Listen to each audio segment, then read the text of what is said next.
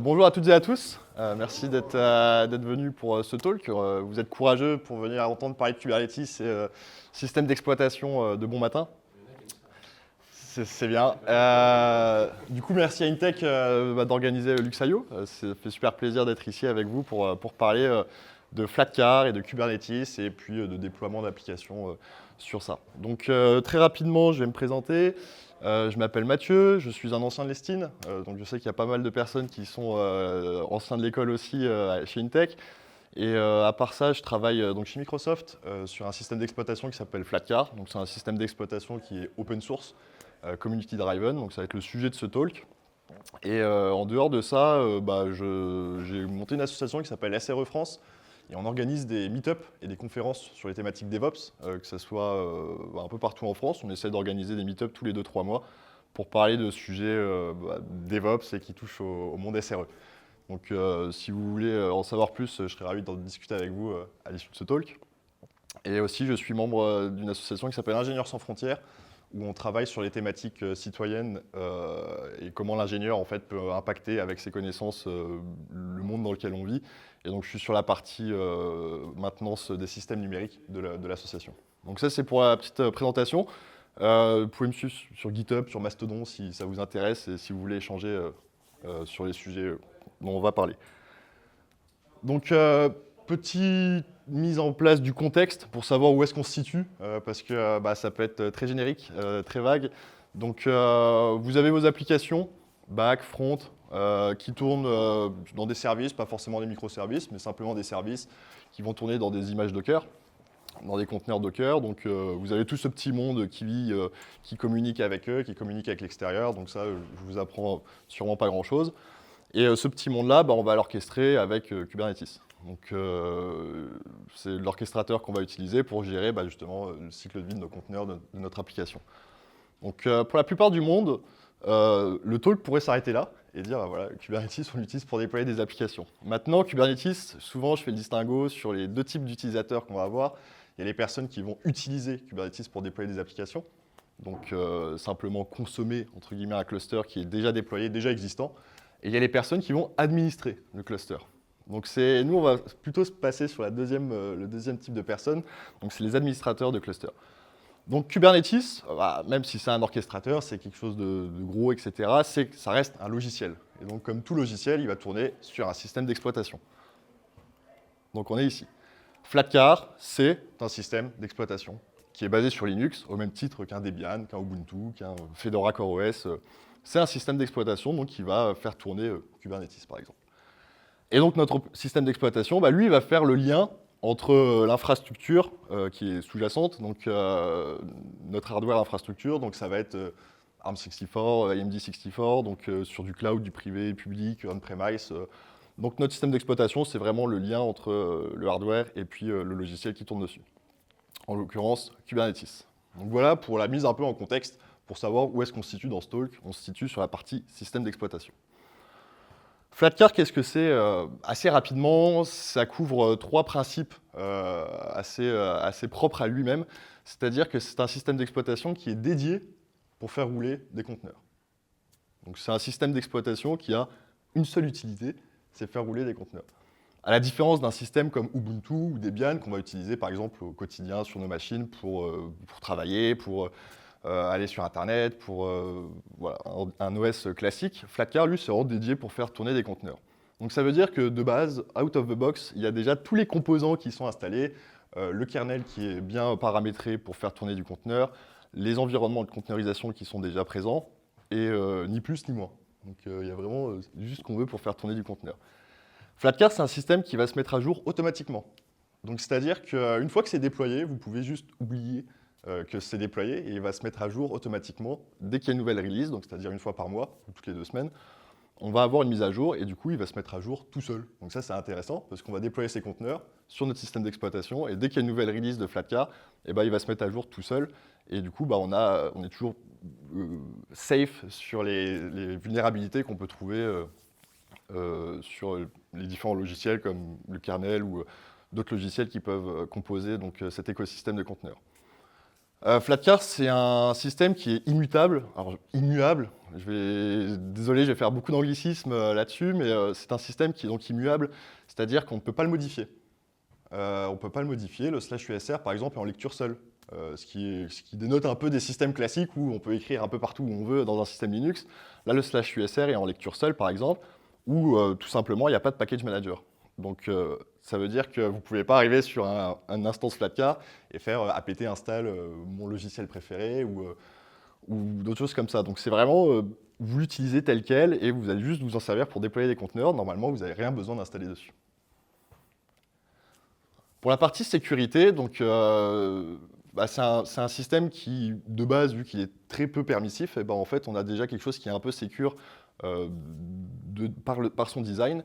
Et on va aussi avoir des mécanismes qui permettent d'améliorer encore plus cette sécurité. Par exemple, il y a les règles SE-Linux qui sont déployées donc, sur le système, qui est en permissif. Donc on va pouvoir gérer un peu qu'est-ce qui tourne. Et si on veut, on va pouvoir enforcer ce mode SE-Linux et pour lui dire véritablement cette application n'a pas le droit de faire ça, ce conteneur n'a pas les privilèges de faire ça. Donc ça nous permet en fait d'aller granulairement tuner un peu notre système pour lui dire qu'est-ce que tu peux faire, qu'est-ce que tu peux pas faire. On a une protection avec DMIP Verify. Donc ça c'est un mécanisme propre au kernel qui permet de s'assurer que le /USR par exemple qu'on parlait qui est en lecture seule va pouvoir être monté et qui correspond en fait au /USR qui est shippé de base. Et donc on peut s'assurer de l'intégrité de notre système et qu'il n'a pas été modifié entre la release et le moment où il est déployé chez vous. On a une compatibilité FIPS. Donc FIPS, c'est une compliance nord-américaine qui permet de s'assurer que, par exemple, notre lib OpenSSL, elle correspond à certains critères qui permettent de s'assurer de la sécurité du système et que certains algorithmes doivent être utilisés et pas d'autres. Donc ça, c'est possible de configurer Flatcar pour utiliser le FIPS. On a la partie, le kernel Linux, il est durci, donc ça veut dire qu'on a toutes les optimisations, on a les paramètres de configuration qui permettent de sécuriser le kernel sont déactivés par défaut, et bien évidemment, une fois de plus, le /USR en lecture seule. Donc ça, c'est l'exemple, voilà, si vous voulez SSH sur un nœud Flatcar, voilà à peu près à quoi ça ressemble. Donc j'essaie d'écrire dans /USR, ça marche pas, même si je force avec sudo, ça marche pas. Et bien sûr, tous mes package managers classiques, conventionnels qu'on connaît, il n'y en a pas. Donc ça peut être un peu perturbant. Les premières fois qu'on se connecte sur un nœud Flatcar, c'est qu'on a l'impression d'être un peu prisonnier parce qu'on ne peut pas installer nos logiciels préférés, on ne peut pas mettre à jour comme on voudrait mettre à jour un système. Mais on va voir qu'au final, on n'a pas tellement besoin pour faire ce qu'on a envie de faire. Alors là, la question qu'on peut se poser, c'est comment est-ce que je vais pouvoir provisionner, configurer mon instance Flatcar qui démarre si tout est en /USR, tout est en lecture seule, pardon, et que je ne peux pas avoir de package manager pour installer mes logiciels. Donc Flatcar, il a un système de configuration qui n'est pas propre à lui, qui est utilisé par d'autres systèmes aussi, comme Fedora CoreOS ou MicroOS de chez OpenSUSE, pour les personnes qui connaissent. C'est Ignition. Et Ignition, en fait, c'est un petit logiciel qui va exécuter une configuration et qui va permettre de provisionner notre nœud au moment du démarrage du nœud. Donc, à la différence d'Ansible, par exemple, pour Ansible, on va se connecter en SSH sur le nœud pour exécuter des playbooks et faire des commandes. Ignition, lui, c'est directement l'instance elle-même qui va se configurer au moment du démarrage. Et c'est exécuté une fois seulement. C'est-à-dire que quand votre nœud il va démarrer, il va se configurer, et s'il redémarre, il ne va pas réexécuter cette configuration. Donc on est sûr qu'il ne va pas y avoir des conflits ou des choses qui sont déjà existantes et qu'on va les écraser parce qu'on reprovisionne le nœud. À la différence de Cloudinit, qui est un peu une alternative à Ignition, Cloudinit, lui, va rouler à chaque fois, à chaque démarrage de l'instance. Et du coup, à Cloudinit, des fois, on est obligé de mettre des conditions, dire if first boot, do something, ou sinon, ne fais rien. Et donc là, avec Ignition, on n'a pas besoin de se préoccuper de ça. Et c'est exécuté très tôt, en fait, c'est exécuté depuis l'initramfs. Donc ça veut dire qu'avant même que l'instance soit démarrée, qu'on soit dans l'user space, on va avoir Ignition qui va tourner et qui va configurer notre nœud. Donc là, c'est intéressant parce que ça nous permet de faire des opérations qui sont très bas niveau, typiquement partitionner son disque, par exemple, ou injecter des lignes de commande dans le kernel command line. Donc ça peut être intéressant si on veut activer ou désactiver certains modules du kernel, si on veut activer ou désactiver des fonctionnalités. Là, on va pouvoir faire ça très très tôt, et donc c'est intéressant pour faire les parties low level. Et avec Ignition, c'est tout ou rien. Donc ça, c'est assez contre-intuitif aussi, c'est-à-dire que si Ignition n'arrive pas à provisionner l'instance, par exemple, si on lui dit télécharge-moi tel fichier et tu le mets à cet endroit-là, et qu'il n'arrive pas à télécharger le fichier puisqu'il n'a pas accès à Internet, par exemple, et ben, l'instance ne va juste pas démarrer. Elle va fail au niveau de sa configuration, et donc on se retrouve avec un nœud qui est en emergency shell, et du coup on ne peut rien en faire parce qu'il n'a pas été configuré correctement. Donc ça, c'est assez fun, parce qu'on peut s'assurer au moins que si mon instance a démarré et qu'elle est disponible, c'est que la configuration a été plutôt bien faite. C'est du JSON, donc c'est une configuration déclarative qui est en JSON, donc c'est pas dynamique, à la différence de Cloud-init, on va pas pouvoir mettre des conditions, etc. Si on a des choses dynamiques à utiliser, on va pouvoir utiliser des unit systemd, par exemple, pour faire des actions après le démarrage de l'instance. Mais voilà, de base, c'est déclaratif, c'est en JSON, et comme tout le monde sait, personne n'aime écrire du JSON. C'est assez chiant à écrire parce que formatting, etc.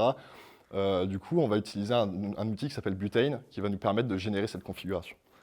Donc voilà un exemple de configuration Ignition. Donc là, c'est simplement pour dire, je veux qu'à mon utilisateur core, tu lui ajoutes cette clé SSH publique. Comme ça, par exemple, je peux me connecter en SSH sur l'instance. Et je veux que tu me crées un fichier sur /etc/intech et que tu mettes le contenu Hello World. Donc ça, c'est un exemple de configuration classique, mais avec ça, on va pouvoir aussi définir des systèmes des units. On va pouvoir configurer, comme je disais, du kernel command line parameters. On va pouvoir définir l'encryption avec Lux, si on a envie de chiffrer nos disques, par exemple, au démarrage. Donc tout ça, c'est géré via Ignition. Pour la partie Butane, c'est exactement la même chose. Donc c'est du YAML. C'est exactement la configuration que je viens de vous montrer, excepté que là, c'est en YAML. Donc c'est un peu plus sympa à écrire, c'est plus joli à maintenir. Et ça va mieux dans un repo Git que d'avoir un fichier JSON. Et donc là, je vous montre comment est-ce qu'on transpile Butane d'une configuration YAML vers une config JSON. Donc ça, c'est la ligne de commande qu'on peut utiliser pour générer notre configuration JSON. Ce qui est intéressant avec Butane aussi, donc on peut voir là sur la partie variante, on a Flatcar qui est défini, mais comme je disais, on va pouvoir utiliser Fedora CoreOS par exemple, ou OpenShift qui va avoir une variante pour sa configuration Butane. Donc il y a aussi Butane, ça va rajouter des éléments syntaxiques qui vont permettre d'auto-générer des configurations JSON. Donc là par exemple, on voit le inline Hello World, je l'ai écrit comme n'importe quel humain, hello,world. Et en fait, on peut voir que sur la configuration Ignition qui est générée, ça va être URL encoded. Comme ça, je peux être sûr qu'il n'y a pas de problème au niveau si j'ai des caractères bizarres dans mon contenu. Donc ça, c'est pour la partie Butane. Et voilà ce que ça donne maintenant si je boot localement avec QEMU sur mon PC. Je vais juste lui passer ma config.json et je vais pouvoir me SSH dessus. Donc je me SSH sur l'instance et là on peut voir déjà que je peux SSH, donc ça veut dire que ma clé SSH a bien été mise et je peux voir que j'ai bien mon contenu TC Intech qui est présent.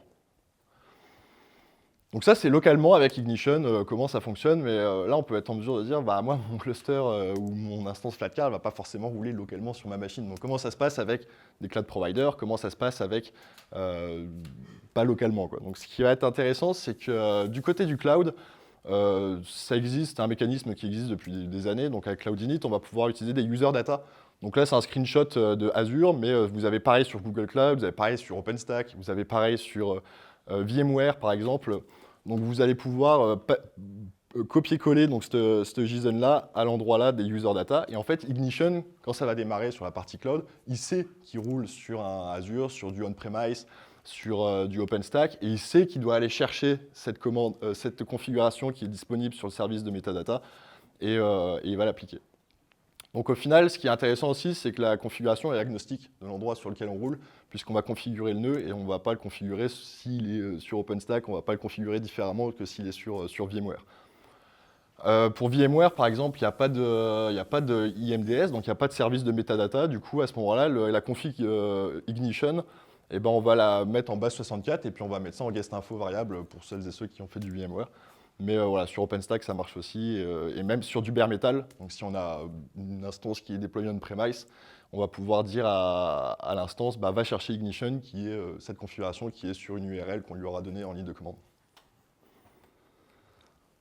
Donc maintenant, je vous ai parlé de Flatcar, qui est un système qui te mettait à jour tout seul. Donc c'est assez sympa à voir. Et ce qu'on a besoin, l'élément prérequis pour comprendre le système de mise à jour, c'est le principe de channel. Donc Flatcar, tous les mois, toutes les 2 semaines, il y a une release qui est faite. Donc là, en ce moment, cette semaine, c'est la semaine de la release. Et on va réaliser ce qu'on appelle des channels. Donc ça veut dire quoi, les channels, en tant qu'utilisateur? Ça veut dire que quand je vais démarrer une instance Flatcar, je vais avoir le choix de démarrer une stable, ou une bêta, ou une alpha, ou une LTS. Et en fait, c'est quoi ce concept de channel? Typiquement, toutes les nouvelles fonctionnalités qui sont ajoutées, tous les nouveaux paquets qu'on va ajouter au système, ils vont arriver en alpha. Et alpha, après quelques semaines, on va dire, bon, le alpha, on va le promouvoir et ça va passer en bêta. Et bêta, après quelques semaines, quelques mois, on va dire, OK, ça arrive en stable. Ce qui fait que vous, en tant qu'utilisateur, si vous utilisez du stable, ça fait déjà quelques mois que les fonctionnalités sont testées en bêta et ça fait déjà quelques mois qu'elles sont en alpha. Donc ça, ça assure que stable est réellement stable et qu'il n'y a pas de régressions qui sont introduites au niveau des releases. On a bien sûr LTS, ça c'est le Long Time Support, et donc à ce moment-là, c'est une stable qui est promue en LTS, et elle reçoit que les correctifs de sécurité critiques, c'est-à-dire kernel, CA Certificates, et puis OpenSSL quand il y a des failles critiques d'OpenSSL. Donc chaque mois, vous avez une nouvelle release pour tous ces channels qui est disponible, et vous pouvez simplement suivre les versions, et Flatcar va se mettre à jour tout seul. Donc vous allez vous souscrire entre guillemets à la version stable, et donc dès qu'il y aura une nouvelle stable, on va se mettre à jour. Maintenant, comment est-ce qu'on se met à jour? Ça c'est la question. On peut regarder un petit peu en ligne de commande. Flatcar utilise un système qu'on appelle du AB partitioning. Donc c'est un système qu'on a déjà sur Android ou sur Chrome OS.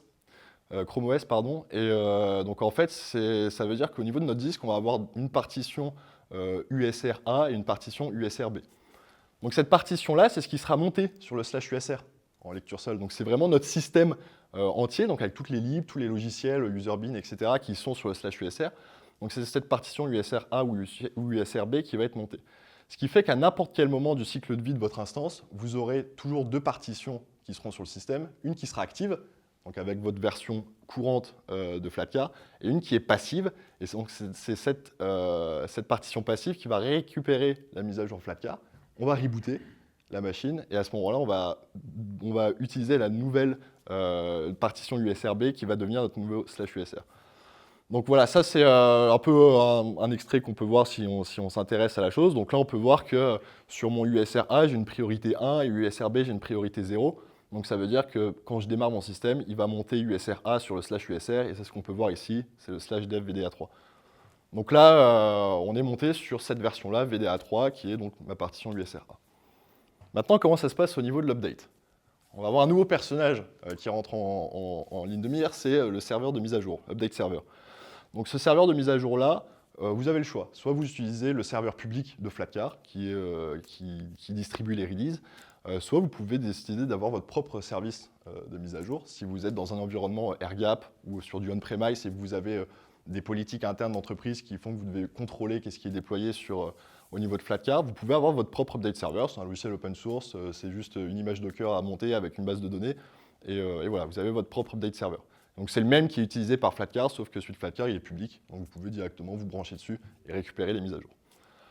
Donc mes instances Flatcar, de temps en temps, elles vont dire hey, est-ce qu'il y a une mise à jour qui est disponible au niveau de l'update server? Et le serveur, il va dire ouais, il y a une mise à jour qui est disponible. Donc ça, c'est tous les mois. Et ce check-là, de voir s'il y a une nouvelle version qui est disponible, il va se faire de manière aléatoire, une fois par heure, quelque chose comme ça. Et une fois que je sais qu'il y a une mise à jour qui est disponible, je vais la télécharger. Et je vais la télécharger, et je vais l'écrire dans le /USRB, dans la partition USRB que j'ai mentionné tout à l'heure. Et puis là, mon instance, elle va dire « OK, je suis prêt à rebooter pour charger cette nouvelle version de Flatcar ». Donc voilà ce que ça donne maintenant. Donc je remontre un peu l'USR-A, l'USRB. Et là, on voit que le USRB, quand il a téléchargé sa mise à jour, il a une priorité 2, ce qui fait qu'au reboot, Grub va directement monter ça en fait. Et donc là, si je regarde l'Update Engine Client status, il va dire « OK, j'ai besoin de rebooter ». Donc je fais mon sudo reboot, je me SSH sur Flatcar et on voit que mon /USR, maintenant, c'est plus dev VDA3, c'est dev VDA4. Donc ça veut dire que j'ai switché et je suis sur la partie USRB, donc ma partition active est devenue celle qui était passive auparavant. Donc là, c'est vraiment pour à des fins de démonstration que je vous ai montré le status et le reboot que j'ai fait manuellement, mais il faut partir du principe que le reboot se fait automatiquement sur Flatcar. Et vous pouvez décider à quel moment vous faites le reboot, parce qu'imaginez que vous utilisez Flatcar pour déployer votre cluster Kubernetes, si tous les nœuds rebootent au même moment, il y a l'astreinte qui va sonner, il y a de fortes chances. Donc, vous pouvez décider comment coordonner en fait, le reboot de votre cluster. Et par exemple, lui dire, ces machines-là, elles vont rebooter entre telle heure et tel jour. Ces machines-là, elles vont rebooter directement. Dès que la mise à jour a été écrite, on reboot directement. Et vous allez pouvoir utiliser des systèmes comme Curd, qui est un reboot manager de Kubernetes, pour pouvoir orchestrer ces reboots. Donc là, en fait, on s'assure que notre cluster ne va pas tomber tout d'un coup pour se mettre à jour, et on va pouvoir déployer progressivement ces mises à jour-là. Potentiellement, il y a du downtime. Potentiellement, si tout reboot au même moment, tu peux avoir du downtime. Ouais. Mais en sortie d'usine, entre guillemets, si tu utilises Flatcard de base, il ne va pas avoir ce downtime-là parce qu'il va rebooter aléatoirement. En fait. Comme je disais, on a le check d'update qui se fait là. Il va se faire aléatoirement sur chaque instance. Donc en fait, il y a une probabilité que tout le monde reboot au même moment, mais de base, c'est aléatoire à ce niveau-là. Et comme je disais, on peut contrôler la partie reboot. Donc que ça soit au niveau de time window ou au niveau de Curd, par exemple, avec Kubernetes. Ce qui va être aussi possible de faire, c'est avec des sémaphores.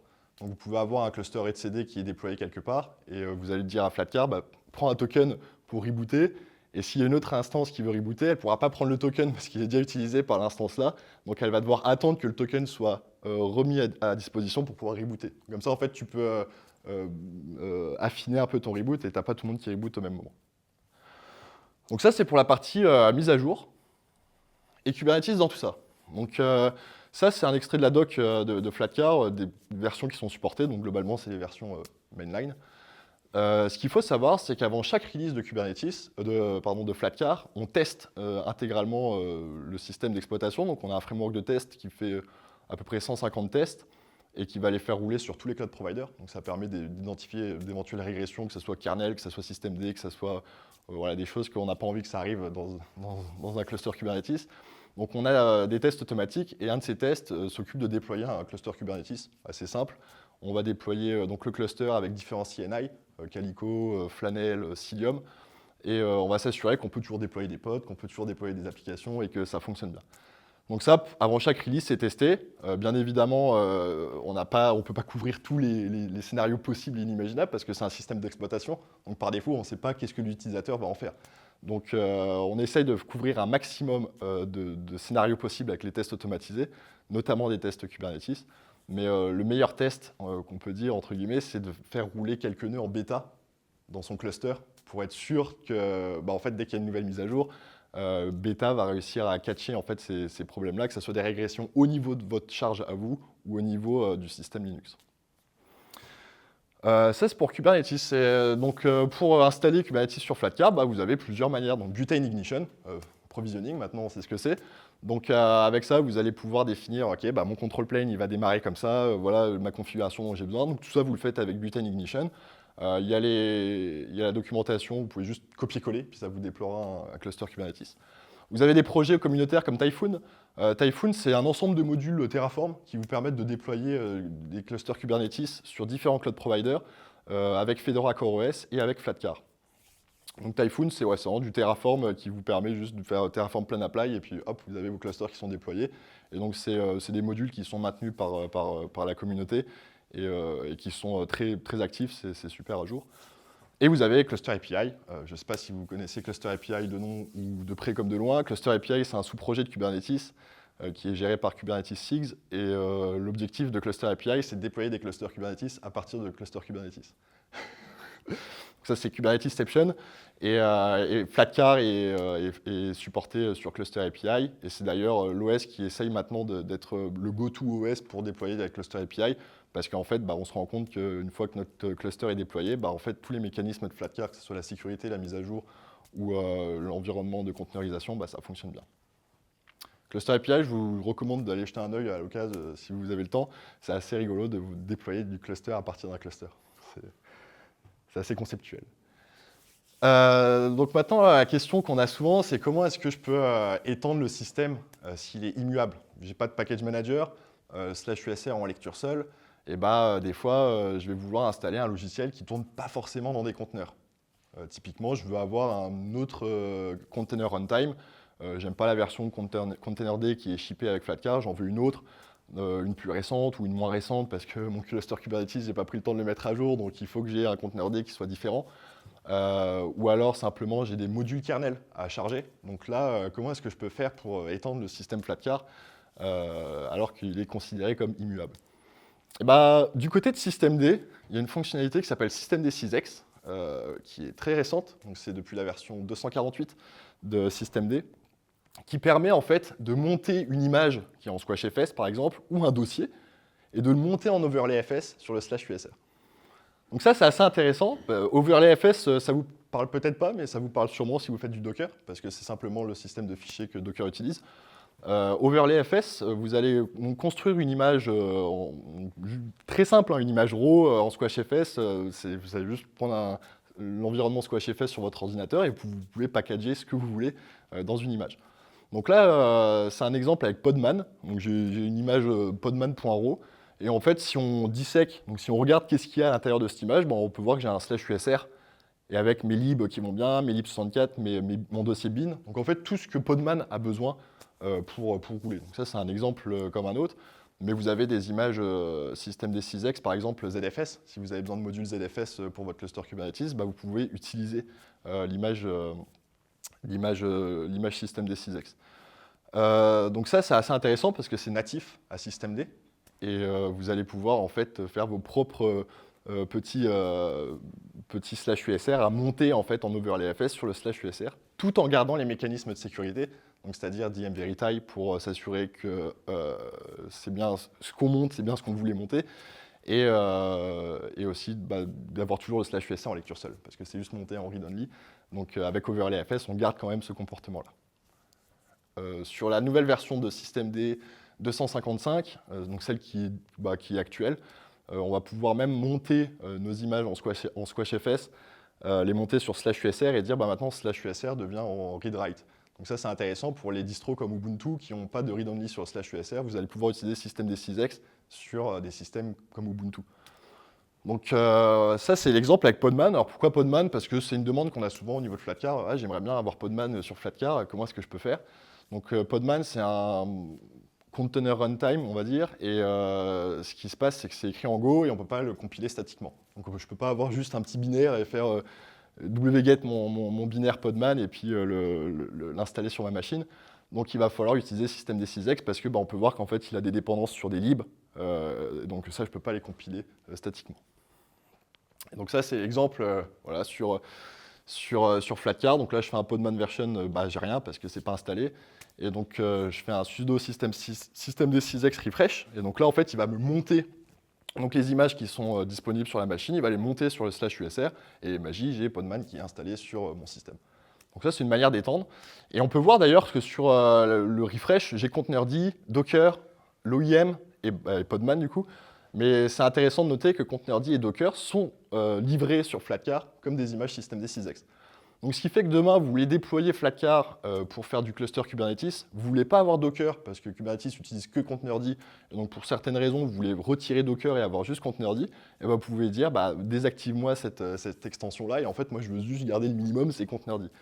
Et avec ça, vous allez pouvoir en fait customiser votre système et dire moi je veux ça, je veux pas ça, et donc là vous pouvez vous amuser à jouer avec.